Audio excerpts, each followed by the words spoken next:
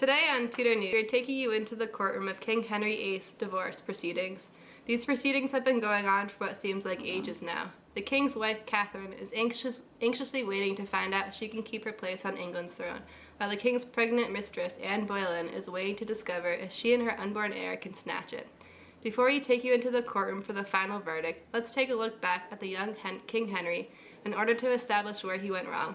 We meet with two of Henry's friends and correspondents to get an idea of the inner workings of King Henry VIII's mind. Hello, Erasmus, and hello, Thomas More. Hello. So here we are today to discuss the upbringing of Henry VIII and its contributions to the king's great matter. Let's start with you, Thomas. How long have you known the king? Henry and I go way back. And you, Erasmus?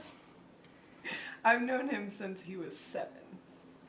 And what were your initial impressions of him? Well, Henry and I used to correspond in Latin. His Latin was, well, impressive. I used to think that someone wrote his letters for him, but then it was brought to my attention that he wrote them himself. I was impressed, but then again, Henry always was a boy who never neglected his studies. He was always doing something new. He loved studying the stars, making maps, inventing machines, reading literature, studying religion, so on and so forth. You name it, he did it. And yet, Henry was never meant to be king? No, his older brother Arthur was. Henry was supposed to enter the church. He was so learned in it that he wrote his own masses and even corrected his teachers on theology. When Wittenberg and Luther happened more recently, Henry stood up and defended his faith, earning papal recognition. Then Arthur dies, and now Henry is next in line. His first duty is to marry, yet he only desires his deceased brother's wife. Did that bother you? It bothered me a little bit. I don't know about Tom here. Catherine was deemed to be pure, and she was a brilliant woman, an example of her sex. They're very well matched and very much in love. You see, I feel as if Henry became too willful. There's evidence of his brother Arthur claiming to have sexual relations with his wife. He told his friends that he hath been in Spain on that wedding night.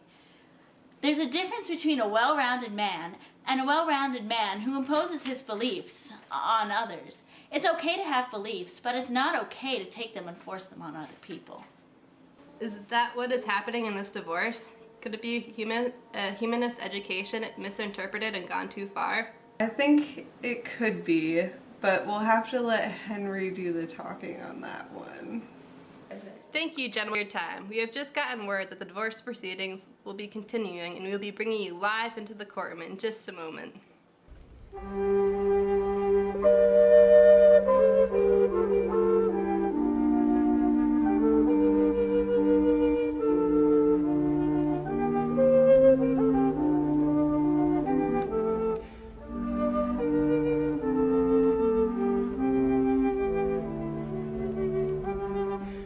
Today's case on divorce court presents us with two disgruntled parties. Representing the prosecution, Henry VIII of England. Henry proposes that the church doctrine is outdated. He has appealed to legally dissolve his marriage to his wife Catherine, but feels as if his appeals to the defendant have fallen on deaf and outdated ears. Henry VIII is suing for the right to divorce his wife and for the right to establish a dynasty. The defendant, Pope Clement VII, says that Henry VIII has already appealed to the papacy doctrine in order to allow the marriage that he wants dissolved to happen. The defendant claims that the marriage is not founded in sacrilege, but rather that the king wants to dissolve it because of his lack of a male heir. Pope Clement VII is countersuing for slander to the papacy and is requesting excommunication. My marriage to Catherine of Aragon is a blight in the eyes of God. For it is written that no man should lie with his brother's wife, and because of this, my marriage has been tainted by my unfortunate wife, Catherine. I seek to divorce myself from her, and in order to create a truly biblical England. Your Honor, Henry is a man who just wants to get his way. While I was not pope during his marriage to Catherine, the records show that Henry defended his initial marriage to Catherine, citing it as lawful in the eyes of God, because his brother was not able to consummate the union. Clement, do you have any evidence as to this? I do, Your Honor. I will pass it on to the bench. Henry, what is your take on Clement's statements? While I was initially in defense of the woman who is now my wife, there have been consequences from God that have shown that falsehoods were stated. She has given birth to male heirs, but they all either died prematurely or were stillborn. This is proof from God that Catherine lied in order to remain on the throne. And this deceit will cause the English monarchy to fall. According to the documentation provided, Henry, it appears that your initial pleas to marry Catherine are theologically sound. Do you have any evidence to back your claims that God smites your union to her outside the speculative claims? I just need help shifting through all this he said, she said.